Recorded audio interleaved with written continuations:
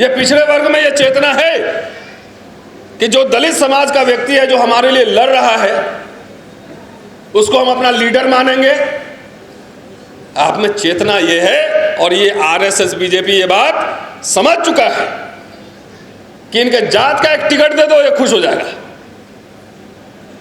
क्या चैल साहब, सही बात कर रहा हूं? जात का टिकट दे दो, खुश हो जाएगा। कहां किसी ब्राह्मण ने हल्ला किया कि हम सीएम पीएम बनाएंगे? मोदी जी उनके काम कर रहे हैं, पिछड़ा को बैठाया है, सारा काम पॉलिसी डिसीजन, पॉलिसी मेकिंग जितना हो रहा है सरेआम एनएफएस हो रहा है, हुआ ना? कोई हलचल नहीं है। हम लोग पागल की तरह हर सेशन में यहाँ आके बोलते रहते हैं, लेकिन कोई फर्क नहीं पड़ता, ये भी हम जानते हैं। इलेक्शन आएगा तो सब अपने अपने जात का नेता ढूंढने लगे। हमारी अर्थव्यवस्था में हिस्सेदारी कितनी हो, इसमें कोई चर्चा है? सेंट्रल गवर्नमेंट एक पॉलिसी बनाए कि ठेकेदारी में हिस्सेदारी कैसी हो, इसकी कोई चर्चा है? हमारा 5 वाइस चांसलर बने, 500 प्रोफेसर बने, चर्चा है? नहीं, सिर्फ पॉलिटिक्स में चर्चा है। और पॉलिटिक्स भी वैसी चर्चा है, बाबा साहब अंबेडकर बार बार कहा करते थे कि राजनीति बहुत ही गंभीर विषय है, इसको करने के लिए एक अच्छा वक्ता होना चाहिए, उसको इतिहास का ज्ञान होना चाहिए, उसको अर्थशास्त्र का ज्ञान होना चाहिए, उसको पॉलिटिकल साइंस का ज्ञान होना चाहिए, ये सब होना चाहिए। एक गंभीर विषय है राजनीति करना। यहाँ राजनीति करने का मतलब लोग समझते हैं टिकट लेना है, खाली एमएलए एमपी बन। और ये आरएसएस डिजाइन समझ चुका है, इसलिए हर जात का एक ठेकेदार बनाया हुआ है। ठेकेदार उधर से लेता है, और ठेकेदार जब उसको जात को पीटो, उसको हकमानी करो, एक ठेकेदार खाली पकड़े रहो। तो मुझे समाज से अपील करना है कि अपने जात के ऐसे नेताओं का बाइकआउट करो, बाइकआउट को, उसको वोट मत दो। लेकिन ये बात समझ में नहीं आती है। यही कारण है कि आरएसएस जिस दिन देख लेगी कि जातीय जनगणना से हमें लाभ है, वो कराएगी, और नहीं तो ये नहीं कराएगी। आपको गोल मोल घुमाते रहेगी, घूमते रहिए, और बाकी तब तक हम पूरे अधिकार छीन लेंगे। अरे जो है पहले उसको तो बचाओ भाई। इसमें डिबेट नहीं हो रहे हैं, समाज में हलचल नहीं है, आंदोलन नहीं, मुझे दे दो जी, भीख दे दो। कोई आंदोलन है, कोई रैली है नहीं। ये हमारा काम नहीं है, ये काम समाज है, समाज के लीडर्स का काम है। वो लोगों को मोबिलाइज करे। हम लोग तो अपना रिस्क लेकर जितना हो सकता है उतना कर ही रहे। अब पार्टी का जो के तत्वाधान में इस तरह का कार्यक्रम हो रहा है, इस संगठन को मैं और के पदाधिकारियों को भी मैं बधाई देता हूँ।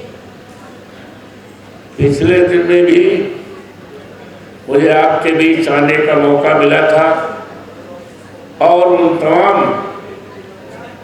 साथियों को जिनको इस देश के बाबा साहब भीमराव अम्बेडकर के बनाए हुए संविधान की चिंता है, आरक्षण चिंता है, इस विषय पर मैंने बहुत ही गंभीरतापूर्वक उनके विचारों को सुना। आज अफसोस के साथ कहना पड़ रहा है, यूँ तो हमारे नेता समाजवादी पार्टी के राष्ट्रीय अध्यक्ष माननीय अखिलेश जी ने लगातार जातीय जनगणना की केवल वकालत ही नहीं किया है, बल्कि उसके विषय में संघर्ष किया। पिछले दिनों में जब 24वें लोकसभा का चुनाव हो रहा था, हमारे चुनाव घोषणा में पहले ही लाइन में इस बात को लिखा गया, और देश के सम्मानित जनता के बीच में ये बात रखी गई कि हमारी सरकार बनेगी तो हम इस देश में जातीय जनगणना कराएंगे। लेकिन अफसोस है कि आज देश में भारतीय जनता पार्टी की सरकार केंद्र में बन गई, जिसके रहते और चलते जो ईमानदारी से जातीय जनगणना होनी चाहिए, उसमें सरकार की नीति और नियत पर प्रश्न चिन्ह उठ रहा। हमने जो सरकारी विज्ञापन निकला है, सरकारी आदेश जो निकला है, उसको स्पष्ट रूप से देखा है। कॉलम 12 साथियों ने उस पर चर्चा किया है, आज भी किया, पिछले दिनों किया। उसमें अनुसूचित जात जनजात तथा अन्य कहीं पर भी पिछड़ी जात का चर्चा ही नहीं है, पिछड़ी जात को स्थान ही नहीं दिया गया। तो इसी से आप सरकार की नीति, सरकार की नियत को भांप सकते हैं। सरकार की नीति और नियत बिल्कुल पिछड़ी जातियों के लिए पीडीए के खिलाफ है। तो इसलिए मेरा आपसे विनम्र निवेदन है, आज जरूरत है संघर्ष की, आज जरूरत है कि एक राय और एक विचार होकर के हम इस राष्ट्रीय मुद्दे को, ये एक तरह से राष्ट्रीय संकट है, इसको उबारने के लिए आपको मन बनाना पड़ेगा और इसके लिए संघर्ष का रास्ता एडॉप्ट करना पड़ेगा। आप बुद्धिजीवी लोग हैं और इसमें आपको चिंता भी है, तो मेरी विनम्र राय है, मेरा सुझाव है कि एक कार्यक्रम बना लें सत्याग्रह का, उसका स्वरूप बना लें और बिना विलंब के उस तिथि का ऐलान कर दीजिए। कोई जरूरी नहीं है कि आपके सत्याग्रह में हजारों आदमी आ जाए, लाखों आदमी आ जाए। राष्ट्रपिता महात्मा गांधी तो अकेले निकले थे, लेकिन उनके पीछे सारा देश एक साथ हो गया था। तो इसलिए हमारा आपसे विनम्रता पूर्वक निवेदन है कि इसको बैठ करके एक प्लान बना लिए, योजना बना लिए। संघर्ष का रास्ता सत्याग्रह का रास्ता ही है, जिसके दबाव में आकर जिसको प्रभावित करने के लिए यही रास्ता है।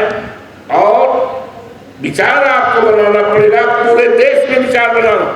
और विचारों से एक विचार ही था कि अंग्रेजों को देश छोड़कर जाना पड़ा था, तो इस तरह से विचार बनाना होगा। और जब तक आप विचार नहीं बनाएंगे पूरे देश स्तर पर, और कोई किसी पार्टी की बात करेगा, किसी नेता का बात करेगा, उससे कुछ होना जाना नहीं है। एक विचार बना लीजिए कि जातीय जनगणना हमें कराना है, सरकार पर दबाव डालना है, इसके लिए जितनी भी कुर्बानी करना पड़े हम लोग तैयार हैं। मैं आपको वचन देता हूं कि आप कार्यक्रम बनाइए, कार्यक्रम की अगुवाई मैं करूंगा और इसकी लड़ाई में लड़ूंगा। और इस संबंध में हमारे राष्ट्रीय अध्यक्ष जी माननीय अखिलेश जी पूरी तरह से संघर्षशील हैं। हमारी पार्टी समाजवादी पार्टी पूरी तरह से पीडीए इस राय की है, इस विचारधारा की है कि आपके हकों की लड़ाई हम हर हालत में, हर स्तर तक लड़ने के लिए तैयार बैठे हैं। आपने मुझे यहाँ पर बोलने का मौका दिया। यूथ पार्लियामेंट सदन चल रहा है, हमने आयोजकों से निवेदन भी किया था कि अभी माननीय गृह मंत्री का मुद्दे पर जवाब हो रहा है, भाषण हो रहा है, लेकिन मैं छोड़ करके आप साथियों के उसमें मैं आया हूँ। आपने मुझे बुलाया, मैं आप सबके बहुत बहुत आभार प्रकट करता हूँ। उम्मीद करता हूँ कि आप एक विचार बनाएंगे और उस विचार से जातीय जनगणना हर हालत में ईमानदारी से होगा। और हमारा आपका जो अधिकार है, अधिकार बाबा साहब भीमराव अम्बेडकर ने दिया है, उस अधिकार को हम लड़कर लेकर लेंगे। धन्यवाद।